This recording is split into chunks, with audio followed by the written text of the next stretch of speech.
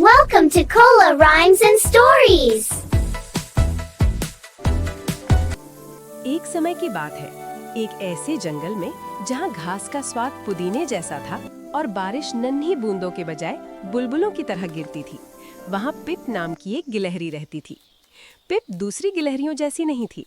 जहाँ बाकी सब भूरी और स्लेटी थीं, पिप का रंग चमकीले आसमानी नीले जैसा था। और जहाँ सबकी पूंछ झबरीली होती थी, पिप की पूंछ की नोक पर 3 बड़े सफेद डॉट्स थे। कभी-कभी पिप थोड़ा उदास महसूस करता था। वो सबकते हुए कहता, मैं दूसरों जैसा नहीं दिखता। लेकिन उसकी माँ उसकी नाक को धीरे से छूती और कहती, पिप, दुनिया को और भूरे पत्तों की जरूरत नहीं है, उसे और नीले सितारों की जरूरत है। एक सुबह पिप ने फुसफुसाते पत्तों के पुस्तकालय को खोजने का फैसला किया। ये एक जादुई जगह थी, जहां अगर आप ध्यान से सुने तो पेड़ कहानियां सुनाते थे। रास्ते में पिप को टोबी नाम का एक चमकता हुआ कछुआ मिला। टोबी एक चमकदार चट्टान पर उल्टा भसते आया था। उसके नन्हे पैर हवा में ऐसे हिल रहे थे जैसे वो आसमान में तैरने की कोशिश कर रहा हो। ओ प्यारे दोस्त, पिप ने कहा, क्या तुम ठीक हो? मैंने नाचने की कोशिश की, टोबी ने आह भरते हुए कहा। उसकी आंखों से एक छोटा सा आंसू टपक पड़ा। लेकिन मैं पलट गया और अब यहाँ फंस गया हूँ। पिप ने उसे छोड़कर आगे नहीं बढ़ा। उसने अपनी मजबूत नीली पूंछ से उसे तब तक धक्का दिया जब तक टोबी वापस अपने पैरों पर खड़ा नहीं हो गया। शुक्रिया पिप, टोबी ने कहा। ये चांदी का कंकड़ लो।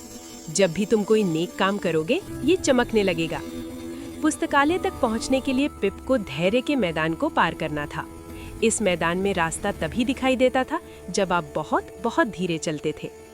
पिप दौड़ना चाहता था, वो कूदना चाहता था, लेकिन जैसे ही वो दौड़ता, रास्ता ऊंची बैंगनी घास में गायब हो जाता। पिप नीचे बैठ गया।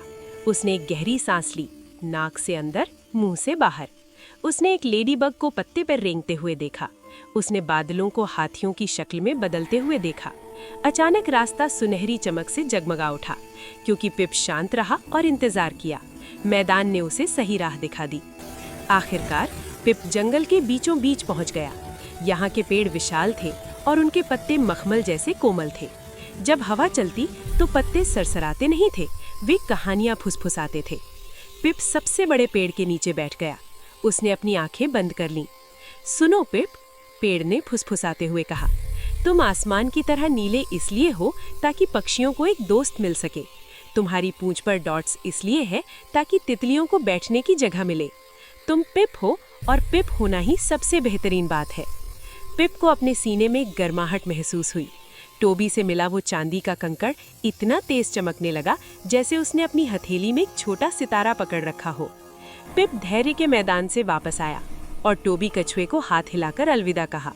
जब वो घर पहुंचा तो उसने अपनी माँ को अपने पूरे साहसिक सफर के बारे में बताया। माँ, पिप ने अपनी डॉट्स वाली पूंछ हिलाते हुए कहा, मुझे खुशी है कि मैं नीला हूँ। मुझे भी, माँ ने मुस्कुराते हुए कहा। उस रात पिप पुदीने वाली घास और चांदी के कंकड़ के सपने देखते हुए सो गया। वो जान गया था कि दयालु होना, धैर्य रखना और खुद जैसा होना इस जादुई जंगल में रहने का सबसे अच्छा तरीका है। Thank you for watching. We had so much fun. Please subscribe. Bye bye.